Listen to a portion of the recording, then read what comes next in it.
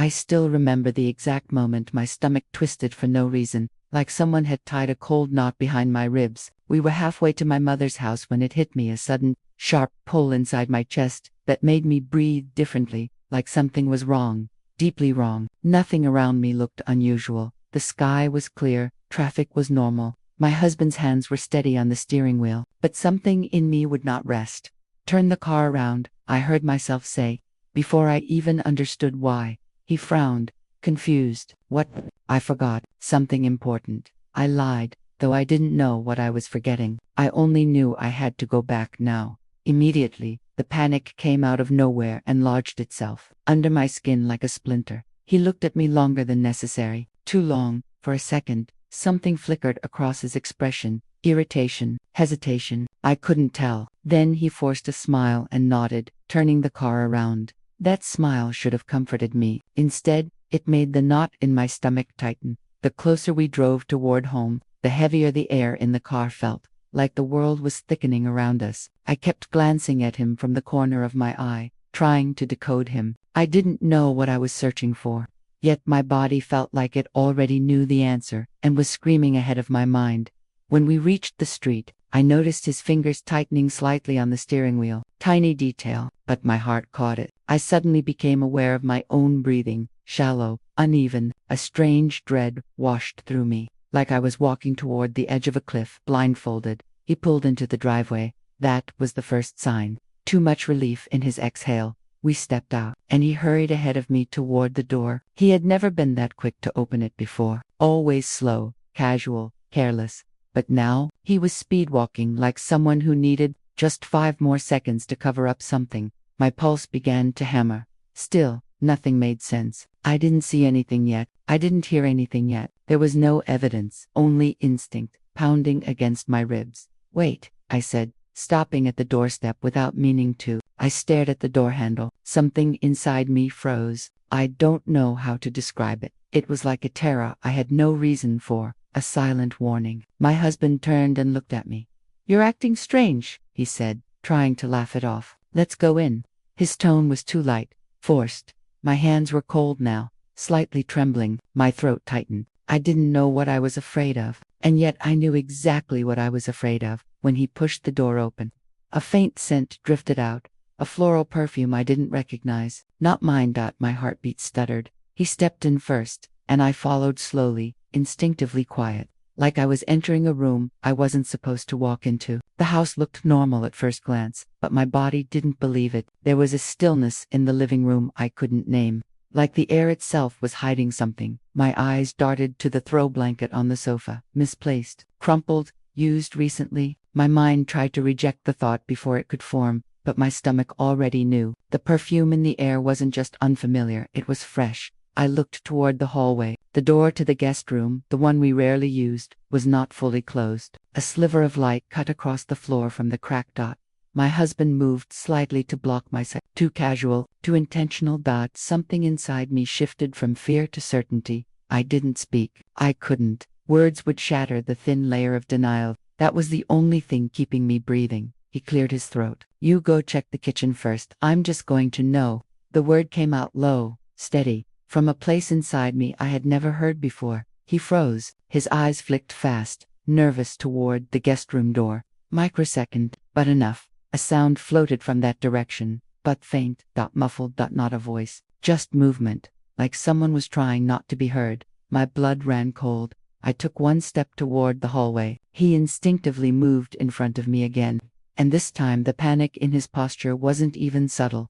That was the moment I understood. My body hadn't been warning me without reason. It had been dragging me back to witness something I was never meant to walk in on.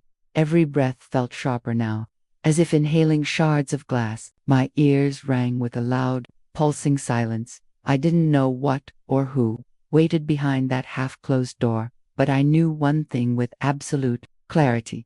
I was not walking toward a misunderstanding. I was walking toward the truth. And whatever it was about to end the life I thought I had. I stepped closer, and the faint sound came again. I don't know what part of me moved first, my feet or my fear. but I found myself drifting further down the hallway, like something invisible had hooked itself into my spine and was pulling me toward the truth. My husband followed behind me a step too close, hovering in a way he had never hovered before, like if he stayed near enough, he could still control what I would or wouldn't see. That the perfume lingered in the air, sweeter and thicker than before. It didn't belong here. Nothing about it belonged here. I inhaled slowly, as if breathing too fast would make the moment hit before I was ready. "I'll go check," he tried again, voice to light, too casual for the tension wrapping around us. I said, "I'll check."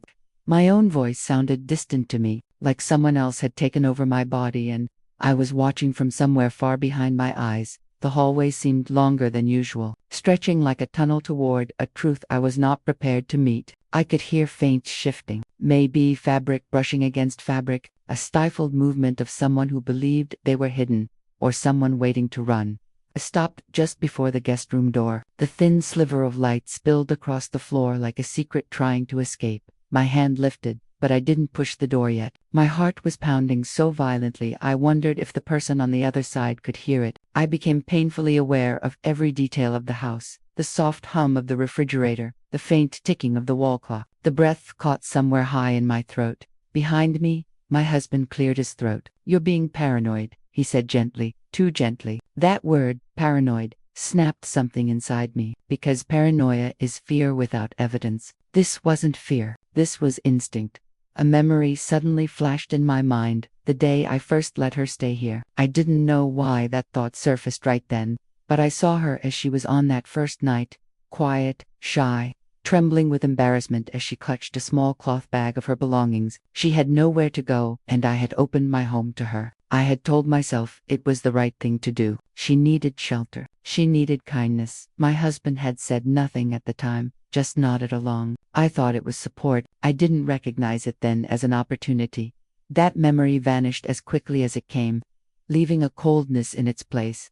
I reached forward and touched the door, and froze. The wood was warm, as if someone had been pressing against it not long ago. I swallowed, a lump forming painfully in my throat. The scent coming from inside was stronger now, feminine and floral, and layered beneath it, faint but unmistakable. His cologne. I wasn't imagining it anymore. I pushed the door open an inch, and something inside the room shifted. Not loud, not obvious, but enough. A rustle, a gasp swallowed too quickly, a floorboard giving weight. My husband stepped forward fast. "Leave it, I'll get why," I whispered, not looking at him. "Why should you go in first?" He didn't answer. He didn't have an answer that wouldn't expose him.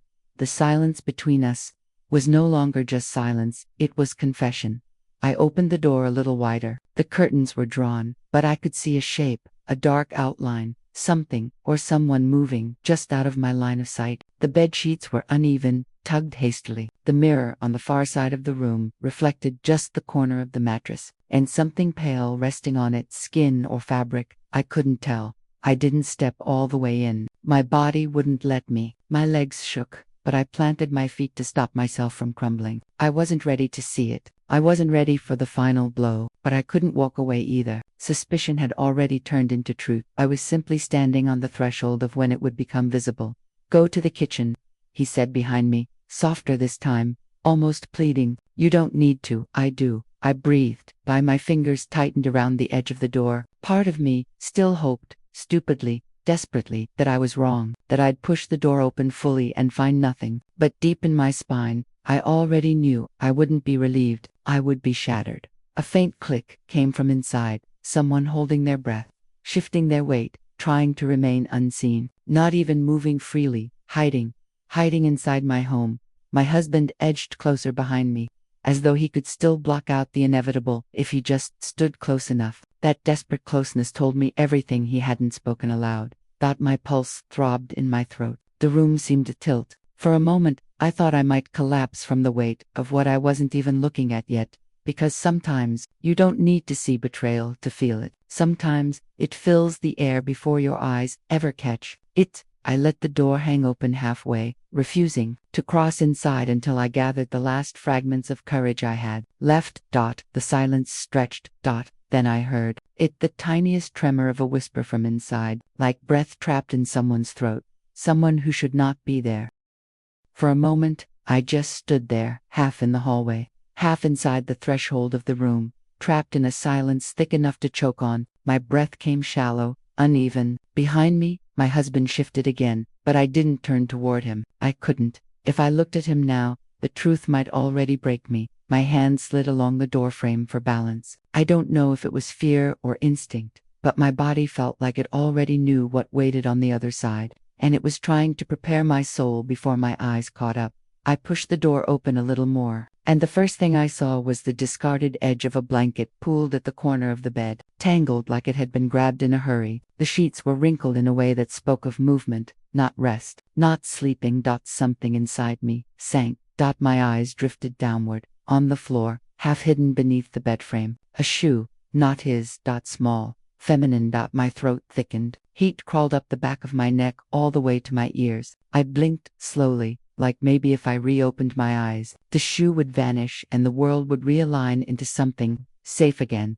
It did in single quotes. There are moments in life when reality doesn't break you all at once. It eats at you, slowly, second by second, as if forcing you to feel every splinter of the truth. This was one of those moments. I took a step inside. The perfume was stronger now, drifting from the crumpled bedsheets like a confession wearing floral disguise. I could almost taste the betrayal in the air. Behind me, my husband exhaled, almost shaking. "Leave it," he murmured, voice tight. "Just come out of there." He wasn't pleading for me. He was pleading for what I would see next. I ignored him. Something soft shifted further up on the bed, not loud, but unmistakably human. The mattress dipped slightly. My pulse slammed against my ribs. I lifted my gaze an inch higher. I saw fabric first, the corner of a dress, bunched beneath the sheets, clutched like a shield, not mine. I didn't own anything in that color. The realization spread through my chest like ice water. I took another step. The curtain moved with the draft I created, slipping aside just enough to reveal a sliver of skin, a shoulder, bare, exposed, pressed down against the mattress as though shrinking away from sight. Not asleep. Hiding. My knees weakened, and for a second I thought I might crumble then and there. I braced myself against the wall. The world felt muffled, like my body had turned down the volume so I wouldn't hear my own heart break. Behind me, my husband whispered my name, but I couldn't respond. I didn't trust my voice to come out as anything but a cry. A memory flashed again, her standing in this very house months ago, eyes wide with gratitude, voice trembling when she told me she had nowhere else to go. I had been proud of myself then, proud of my kindness, proud of my open door. And now here she was, inside my home, inside this room, inside a bed she had no right to touch. The silence cracked. A soft inhale. Hers, sharp and unsteady. Like a trapped animal. She knew I was here. She knew I'd found her. She knew she couldn't stay hidden much longer. Slowly, like something being peeled away from inside my chest, my denial broke apart. Piece by piece, I took one more step, and my body felt weightless and heavy all at once. The dressing table mirror captured more of the bed now, and in its reflection, I saw a hand clutching the sheet to her chest. A woman's hand, younger, slim, trembling. I stared at it, frozen. It didn't move. Neither did I. That was the moment my heart finally caught up to what my instincts had been screaming since the driveway. I wasn't imagining this. I wasn't paranoid. I was betrayed. My husband stepped forward as if he could still stop the inevitable, as if hovering could erase what I had already seen. But it was too late. I turned my head just enough to see his face pale, tense, fear draining the color from him in a way guilt always does. His lips parted like he wanted to explain something unexplainable. He said nothing, because there was nothing left he could say. My fingers were numb now. For a second, I couldn't feel the floor beneath my feet. The air pressed heavily in my lungs. Something sharp twisted behind my ribs, and I realized this was the precise second, not when I saw her, not when I smelled the perfume, not when I spotted the shoe, but right now, when my heart understood there was no way back to the life I had when I woke up this morning. The room felt smaller, like the walls were inching inward. I could hear her breathing behind the sheet, tiny, irregular gasps of someone caught, exposed, stripped of escape, but I still hadn't seen her face. Not yet. Just the hand, the shoulder, the cowardice of someone hiding behind silence. My husband shifted again behind me, desperate to close the space between my suspicion and my certainty. And then, the sheet slipped, just a little, just enough. A curtain of long dark hair spilled over the edge of the pillow, familiar in a way that made my stomach twist. Recognition hit before her face. Did memory stitching itself to the present, like a wound ripping open. My breath hitched. I knew that hair. I had braided it. I was comforted by it. I had sheltered the woman attached to it. My knees trembled. The maid, the girl I had fed, helped, clothed, was lying in my guest room bed, with my husband. I didn't see her eyes yet. She was still half hidden, clinging to the sheet, but there was no more denial left to cling to. I wasn't standing at the edge of suspicion anymore. I was standing inside the betrayal, and the only thing left was for her to lift her head. I don't know how long I stood there, frozen by the kitchen doorway, watching her lean comfortably against my husband as though she belonged there more than I ever had. Their laughter filled the room, soft, familiar, intimate, the kind of sound two people share only after crossing the line. And in that instant, I didn't feel rage. I felt nothing, absolutely nothing. Just a ringing silence inside my chest, like someone had taken a needle and quietly punctured my heart without warning. I didn't move. I didn't gasp. I didn't storm in. I simply stared at the woman whose back I had seen 1,000 times, leaning over my laundry basket, sweeping my floors, folding my clothes. But when she finally turned her head just slightly, just enough that I saw her profile, I choked on my breath. The maid I trusted, the woman who wished me Allah Apko Lambi Zendagide every Eid, the one I handed grocery money to without ever counting change, the one who held my grandson in her arms and called him Beta like family. It was as if the room tilted under my feet. My knees softened. I had to grip the doorframe to stop myself from collapsing. My heart didn't break loudly. It cracked with a frightening softness, like an old porcelain dish, slipping off a shelf in slow motion. My husband touched her cheek, and that was when the numbness turned into a tremor. Not on the outside, on the inside, like an earthquake beginning far beneath the surface where no one could yet see it. I kept waiting to hear my voice, a scream, a question, even a whisper. But nothing came. Only a sharp, dissolving pain, the kind that steals speech before it steals breath. He never touched me like that anymore. The realization struck harder than the betrayal itself. He had not replaced me. He had erased me. I wanted to blink, to move, to look away, but my body refused, as though it believed that if I stared long enough, this would turn out to be a dream, a cruel illusion, anything but reality. I don't know what part hurt more, that it was her, or that he looked happy. I felt a tear slip down before I even noticed I was crying. It was warm, painfully human, sliding across a face that suddenly didn't feel like mine anymore. I stepped back from the doorway, quietly, like a ghost retreating from a world she no longer belonged to. No confrontation yet, no collapse yet, just the death of something sacred, quietly witnessed by the woman it once belonged to. I don't remember walking away from that doorway. I just found myself upstairs, standing in my own bedroom, trembling like my bones no longer knew how to hold me upright. My reflection in the mirror startled me. I looked hollow, eyes wide, breath shallow, skin pale, like someone who had seen a ghost, except the ghost was my own marriage. I pressed a hand to my chest. My heart wasn't beating. It was begging for air. Every inhale felt like swallowing glass. I sat on the edge of the bed and whispered to myself, this can't be real. Not him, not her, not after everything. My hands wouldn't stop shaking. The betrayal wasn't loud, it was methodical. It moved through me slowly, like poison traveling vein by vein, making sure it reached every part of me. I thought of every time she had stood beside me, every time I spoke kindly to her, every leftover I packed for her children, every Eid gift, every household decision I made, trusting she was loyal to this home, to us. And now, she stood in a place I built, wearing the trust I gave her. My husband, the man I prayed for, the man I nursed through fevers, the man I fought the world beside, laughed for another woman.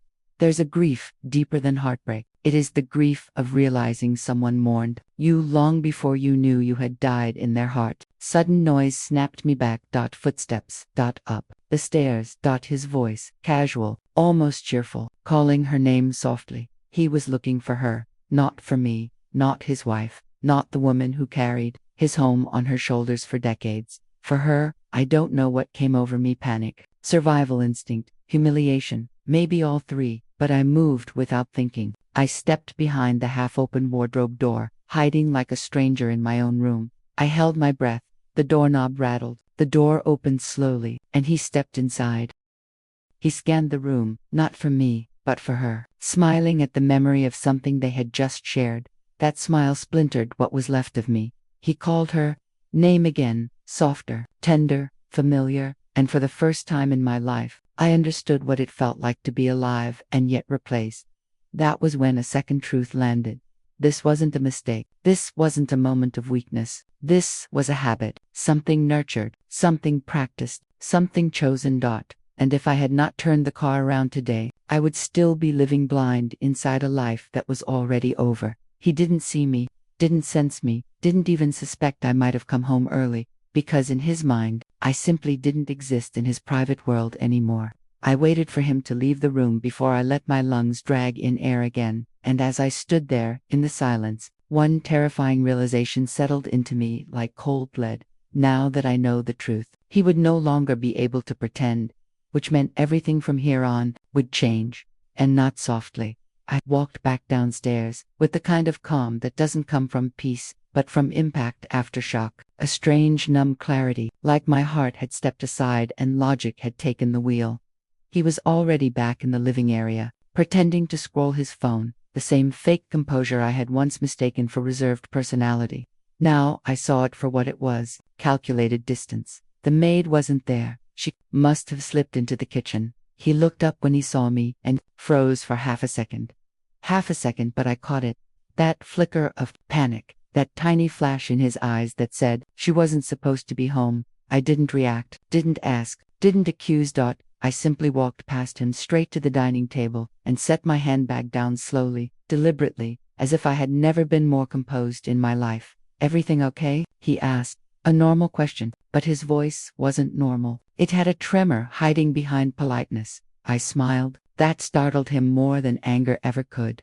"Yes," I said softly. "Everything is fine." He blinked, suspicious, unsure, because a guilty man expects fury, not grace. But I wasn't giving him what he rehearsed a defense for. I was giving him uncertainty, and uncertainty is a bigger punishment than confrontation. I could feel his eyes following me as I went to the kitchen. The maid was standing with her back to me, pretending to wipe a counter that was already clean. Her shoulders were stiff. She knew I had been upstairs. She knew I had seen something, but she didn't know how much. I reached for a glass of water and spoke gently, almost kindly. "You can go home early today. You've worked enough." Her body tensed, not with gratitude but with fear, because kindness during suspicion is the most dangerous kindness of all. She turned slowly, face pale, unsure whether to meet my eyes. I can finish the dinner preparations first," she stammered. "No," I said calmly. "It's fine. Go." That was the moment I watched her realize I wasn't blind. I was waiting. She looked toward the living room, toward him, not me. That told me everything. They weren't just reckless, they were intertwined. She left in a hurry, and I made sure to watch the way his posture shifted. When he heard the gate click shut like a man whose oxygen supply had just left the house, I sat across from him at the table, still silent, still calm. He searched my face like a man checking for land before taking a step. "You're quiet," he finally said.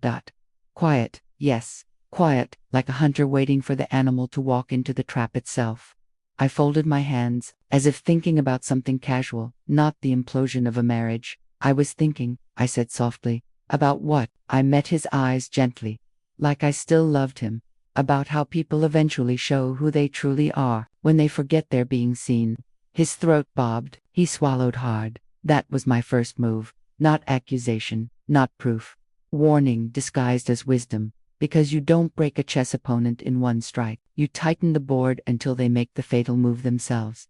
And he had no idea. I had just started tightening. I kept watching me that evening, like a man sitting on a cliff, edge still pretending there was solid ground, but sensing the drop beneath him. I didn't confront him. I didn't accuse. I let the silence do the talking, because silence makes liars sweat more than screaming ever could. After dinner, I pretended to be tired and excused myself early. But I didn't sleep. I waited, carefully listening, and right on cue, his footsteps came down the hallway, soft, secretive, cowardly. Not a husband's walk, a guilty man's walk, and the bedroom door clicked shut behind him. I moved, quiet, steady. I went downstairs, straight to the storeroom, Because maids don't hide phones in handbags. They hide them in places where the wife is least likely to step. I checked behind stacked containers, inside an unused drawer, behind an old mixer box. And there it was. A cheap little phone. Not her personal one. A second phone. For him. For them. I didn't open it yet.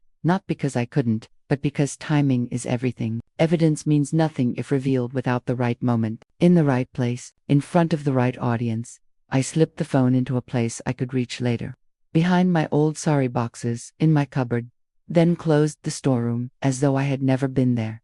Next, I went to the maid's room. Tiny, barely lived in, but too clean, too staged. A guilty woman cleans differently, not for order, but to erase traces. But people always miss something small. And she had, behind her pillow, folded so flat it almost disappeared, was a receipt, a jewelry store slip. Not cheap, not something a house help could afford. Even in 10 salaries. Purchased last month, under his name. Not mine. My hand stayed steady. But my pulse roared in my ears. This wasn't an affair. Born yesterday. This was routine. Thought out. Funded, maintained. That I placed the receipt back exactly where it was. Not because I was sparing them, but because I wasn't done collecting.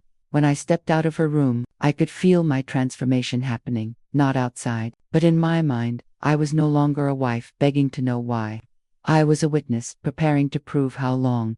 And once you hold proof, you also hold power.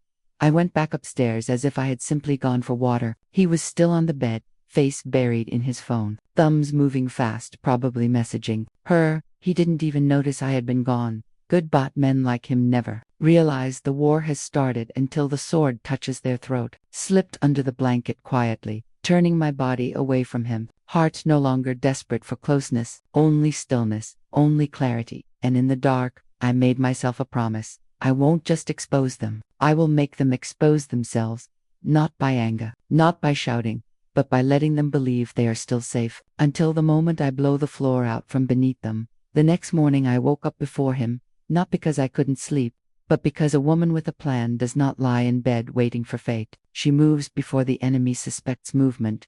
I made breakfast like any ordinary day. No tremor in my voice. No hint of tension. If anything, I was kinder. That's the kind of calm that terrifies a guilty person the most. Not sadness. Not fury, serenity. He kept watching me from behind the newspaper, pretending to read but not turning a single page. I could feel his eyes checking for cracks, waiting to see if I would snap. I didn't. I served him tea. Gently, he relaxed a little. Good. Overconfidence is the perfect noose. People lean into it themselves. When the maid arrived, she walked in stiff, tense, but I greeted her with the same softness as always. Not cold, not different, just unreadable.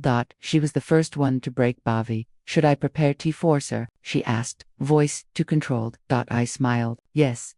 He won't refuse you, right? She froze. A second too long. Just enough to confirm she understood what I actually said. Her eyes flickered toward him, instinctually. Not toward me, toward ownership. That one look was enough to tell me. She didn't feel like the maid anymore. She felt like the replacement. Good. Let her think she was winning. People reveal themselves the most just before they lose everything. That afternoon, I began the second layer of the trap. Witnesses. Betrayal in the dark is private. Betrayal in the light is humiliation. I messaged his sister, inviting her for dinner in 2 days. Come over. I'm planning a small get-together. It's been long. She happily agreed. Then his cousin, then 2 of our close family friends, people whose opinion he cares about more than truth, people in front of whom his image matters. I even asked the maid, sweetly, if she could stay overtime that day to help with food preparation. She said yes. Of course she did. She thought she was becoming part of the household in a new position. Meanwhile, I rehearsed nothing, because the truth never needs rehearsal. Only liars practice lines. That evening, I continued acting normal, talking about groceries, routine bills, upcoming weather, the ordinary. He relaxed again. He believed the danger had passed. That's the thing about men like him. They rely on a woman's pain burning fast and dying quickly. They never expect the quiet ones to rise colder instead of weaker. After dinner, he stepped outside to take a work call. I didn't follow. I walked to the wardrobe, opened the top shelf, and pulled the second phone out, the one from the storeroom, the one he thought I hadn't discovered. One click. No password. Careless. Guilt always makes people careful. Comfort makes them stupid. Messages, calls, saved, photos, it was all there, preserved like evidence, waiting for a verdict. Not only intimacy, but plans, dates, asterisk. She entered the house when I wasn't home. My knees didn't shake this time. The heartbreak was over. Now there was only strategy. I placed the phone back in its hiding place, because I wouldn't use it yet, not until they believed they had already won. Punishment tastes sharper when it comes after certainty. Tomorrow, I will tighten the final knot. They don't know it yet, but I'm no longer the woman being betrayed. I am the one building the stage, and they are walking onto it by themselves. The next day, everything I did looked normal on the surface, but nothing I did was accidental. I wore perfume he once said he liked, not for him, but to remind him of the version of me he destroyed. I set the dining table a little nicer than usual, not for guests, but to unsettle him through politeness. When he came home in the evening, he paused at the doorway like something felt wrong, but he couldn't place it. Guilt makes people imagine shadows even in daylight. You look different today, he murmured, trying to study my face. I feel different, I replied softly, a truth disguised as small talk. He nodded, pretending to understand, when in reality he understood nothing at all. In the kitchen, I treated her, the maid, like nothing had shifted. No cold tone, no hint. I asked her to help me marinate the meat for tomorrow. I even handed her my favorite serving dish, the one I never let anyone else touch. She hesitated, not because of respect, but because she suddenly felt like she belonged in my space. Perfect. The more she believes she is already replacing me, the harder her humiliation will land. At one point, she looked at me and said quietly, "Your guests, they are a close family." I held her gaze for a long, unreadable second. "Yes," I said gently, "very close." She dropped her eyes. She felt something brewing, but she didn't know whether it was exposure or acceptance, and that confusion kept her obedient. Later that night, while I was folding clothes, he stood at the door of the bedroom watching me, not lovingly, suspiciously, like a man trying to read a weather forecast on my face. "Who all is coming tomorrow?" he asked, pretending casual interest. "Just family," I said, "the ones who deserve to see the truth of this home."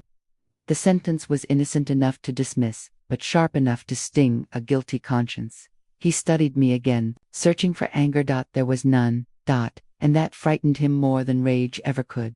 Because when a woman stops reacting, she has already moved on to consequences. He tried to touch my shoulder later, lightly, a test, a temperature check of control. Old habit. If she lets me touch her, I still have access. I moved away, not dramatically, just enough for him to feel distance he couldn't interpret. Not rejection, not acceptance. Uncertainty. He stared at me for a long moment, and I could feel the panic beginning behind his calm expression. Men like him aren't afraid of exposure, not at first. They're afraid of not knowing how much the other person knows. He went to bed restless. I lay beside him wide awake, not broken anymore, just waiting for morning. Because tomorrow would not be a dinner, it would be a verdict. And the two of them, the husband who traded loyalty for secrecy, and the maid who wore betrayal like perfume, would walk into that verdict smiling, not knowing I had already removed the floor beneath their feet. The next evening the house was glowing with quiet hospitality, the kind that looks welcoming from the outside, but for the guilty feels like a courtroom. Guests arrived one by one, his sister, his cousin, two close family friends, laughter, greetings, small talk, all normal, all deceptively warm. He stayed nervous, but pretended confidence. The maid moved around the dining room, serving tea, smiling too much like someone rehearsing for a position she believed she now held. And I watched, not with jealousy, not with rage, but with the sharp, cold clarity of someone who knows the ending before the audience does. When everyone was seated, I spoke lightly. "I want to show you all something before dinner." No tension in my voice, no anger, just gentle calm. They nodded, expecting a new decoration, maybe a photo, a memory. Instead, I walked to the cupboard slowly and pulled out the second phone. I didn't look at him. I didn't need to. The silence behind me already told me his heart had slammed into his ribs. I sat back down, placed the phone on the table casually, like an afterthought, and said, "This belongs to the maid, but isn't it strange how most of the messages in it are from my husband?" The room didn't react with shock at first, it reacted with stillness. The kind of silence that means everyone's brain is catching up to meaning. He stiffened. She froze in the doorway, tray in her hand. I tapped the screen and opened a chat. His name right there. Messages right there. Dates, calls, voice notes. I turned the phone gently, so the others could see. Not him. Them. His image mattered more than truth, so I shattered the image first. His sister's hand flew to her mouth. The cousin swore under his breath. One of the family friends leaned forward in disbelief. I still hadn't raised my voice. He tried to speak. Listen. This isn't what it looks. I cut him off without looking at him. Not yet. You'll talk when I ask you to. The authority in my tone stunned him. He wasn't used to a wife who didn't beg to be heard, only demanded to be answered. I stood, slowly, walked to the maid, and took the tray from her hands. Go sit beside him, I said softly. If you are bold enough to share my husband privately, you can sit next to him publicly. Her legs trembled. She didn't move. I raised an eyebrow. She obeyed. She sat beside him, exactly where she believed she already belonged. The shame hit harder than a slap. Now the room wasn't silent. It was judging. Not me. Them. I took my seat again. Calm, composed, spine straight, and said, this is the man I was loyal to. This is the girl I trusted in my home. They have been in a relationship behind my back for months. They used this house, my absence, my kindness, as convenience and cover. He tried again. Let me explain. Explain to whom? I asked, eyes cold. To me, or to the people watching you lie? He fell silent, because he finally realized there was no way out, no excuses, no spins. I continued, voice steady. I didn't bring everyone here for drama. I brought them so I wouldn't be called emotional or irrational. I brought witnesses, because truth deserves a room, not a corner. The maid began crying, not out of remorse, but out of exposure. I turned to her, still calm. Keep your tears. You will need them when I speak to your employer tomorrow, because I am not removing you from my house tonight. I am removing you from the city if I choose. Then I looked at him. Not as a wife. As a verdict. You didn't just cheat on me. You erased me, and now you are erased from the image you hide behind. He swallowed, throat shaking. Not once did I cry. Not once did I raise my voice, because some truths are too heavy for shouting. They are meant to be delivered, like a blade laid gently on the table, where everyone can see the reflection. I didn't confront them that night. Rage wanted me to. Dignity stopped me. But strategy saved me. For the next 2 days, I acted like a woman half asleep, numb, quiet, harmless. He thought I was sulking from some mood swing. She thought I was broken enough not to fight. They both got comfortable. Again, I pretended not to notice when she stayed. Overtime for extra chores. I pretended not to care. When he suddenly started tipping her more money, I pretended not to see their eyes following each other when I pretended to be facing the kitchen sink. They thought I was defeated. In reality, I was observing everything. His late-night showers, her perfume lingering in the hallway, the way he avoided holding me, the way she looked at him like she had already replaced me. It wasn't just lust. She wanted my place. And that was the moment I decided, if they wanted to destroy me in silence, I would destroy them in daylight. That night, I waited until he fell asleep and slipped into the study room. I opened his laptop, the one he thought I never touched. No password change, not even caution. Arrogance makes people lazy. His WhatsApp web was still logged in. The first message was from her. Tomorrow at the same time. She looked dead today anyway. I stared at that sentence until it burned into my skull. Not guilt, no hesitation. She was laughing at me, mocking my silence because she mistook it for weakness. I scrolled, flirting, pictures, voice notes, plans. And then I saw something that shifted my pulse into ice. A chat between him and her. Not the maid, but a phone number saved under a man's name. Yet the tone was not of two men. No, this was someone advising her, someone guiding her. She won't fight back. She's the quiet type. Just hold on a little longer, and she will become irrelevant. Then he'll throw her out himself.